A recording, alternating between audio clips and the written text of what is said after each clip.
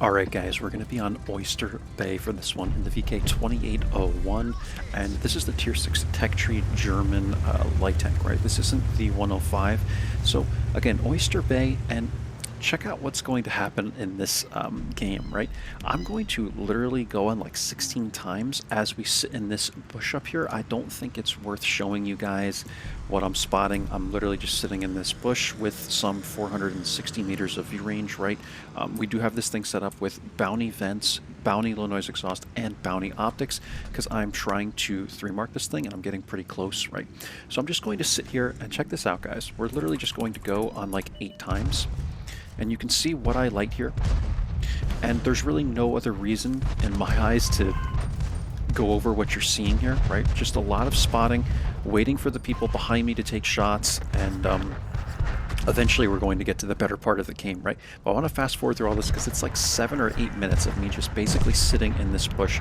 I'm not doing anything productive really. 5916 is pushing in here, and then he sees me and he cuts back, and we're able to clean him up as he's trying to run away.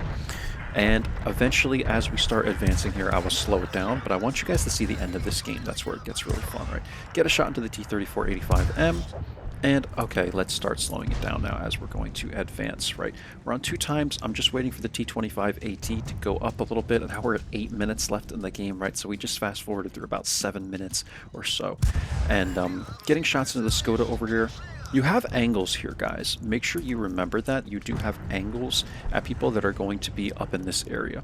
So let's go to my camera view. We'll slow it down now, man. And eventually I'm going to advance with the T25AT and the T150. What ends up happening here, man, is the Skoda's full HP, and we basically end up having to cap out.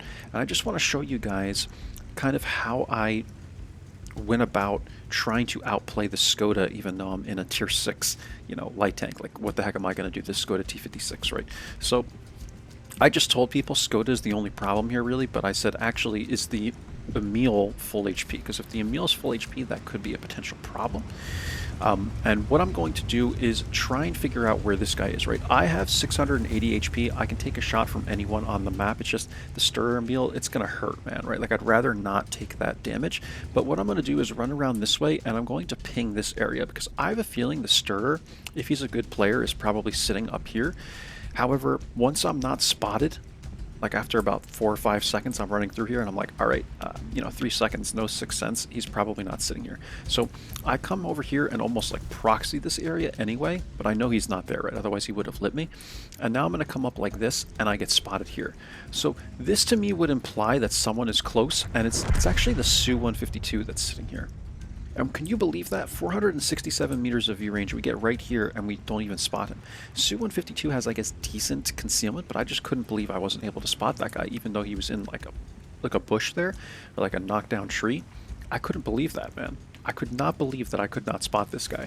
But it was the case, guys. We're going to continue advancing here. And now what ends up happening is I'm basically trying to figure out where the Stirrer is and where the Skoda is.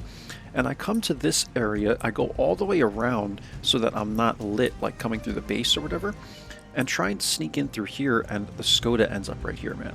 So now I'm in a situation where I think at this point I would have had enough time to turn around and run, but I instead just hit the Skoda and try and get him to come after me. And this was the worst decision on his part because look where the Stirrer Emil ends up. He ends up at our base. He went to our base, I guess, to try and cap out. And Cromwell was sitting here. I don't know if our Cromwell was maybe AFK for a part of the game or he just decided to defend the base or whatever. He's playing. I could see him moving. So I guess maybe he went all the way back there to try and find the Stirrer Emil. Maybe he knew kind of where the guy was. I have no idea, man. I have no idea. Like, no one said anything in the chat that I'm aware of. But the Cromwell and the Stirrer Emil are down here. However that happened, it happened anyway. Like, it doesn't matter really how it happened. It just matters that that's what we have, right? And the Skoda is here. And look, we have 2 people on the cap. Skoda comes after me. This is really just baiting someone, right? So the Skoda ends up coming after me, and then he realizes, like, oh crap, I'm not gonna be able to get back to the cap in time. And then he tries to, you'll see him like get lit here at the last second, and he doesn't have the time to reset the base. So this is how you can do things in certain ways that aren't going to be displayed, like the actions that you take are not going to be displayed in the end game results. What we did here is got one shot into the Skoda, but we actually distracted this guy enough to the point where he started coming after me because he wanted to kill me, right? So he gets one into me and he's looking to get the second one. That's the way the Skoda works. It has like these 2 shell magazines that I'm aware of. I've never played them, but I think that's how they operate, right? And he's looking to get this second shell into me so he can kill me, and I'm running back around this rock and he's now chasing me. He's going down this way and then realizes like, oh my gosh, man, I have to go back and reset the cap. And he can't even get there in time, man. And we end up winning this game. So I just wanted to show you guys this. I thought it was really amusing and funny, but it's just another way that you could kind of pester enemies and almost bait them into doing things that they shouldn't do, right? Like Skoda's trying to chase me down. He doesn't have time to reset the cap. Like, he's a good player too, man. He's got a 2100 WN8. It's not like this guy is a bad player, right?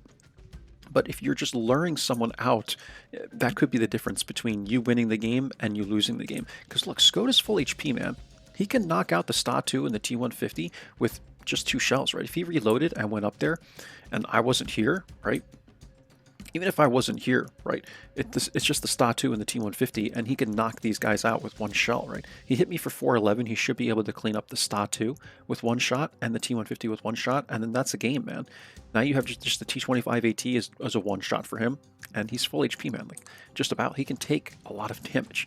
So, isn't it incredible, man, that we were able to make this work, right? We're able to just lure this guy around, and that's it, guys. Like, I don't have anything else to really talk about in this replay, but I thought this would be good to show you just to get you to make certain plays that even though if they're not going to be on the scoreboard, they might still get your team the win, right? So always be looking to make those plays, guys. Don't be greedy. I'm always willing to go out and try and find enemies, and not try and sit in the back and camp, right? Because we could have sat in the back, waited for the T-150 and them to get spotted maybe by like the Skoda or whatever, and took shots.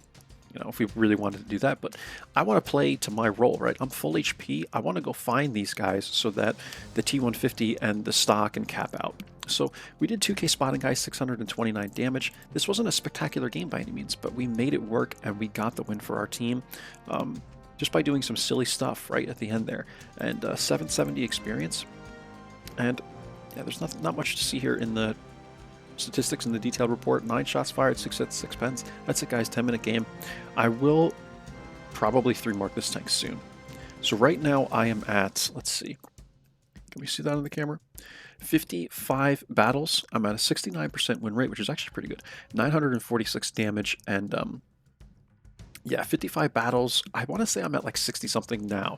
So we've played a few more, and at the time I was 86% on the mark. You saw in the game that we were at like 91% or something like that. So I'm in the 90s somewhere, so we should be 3-marking this tank soon, and I will bring that video to you guys.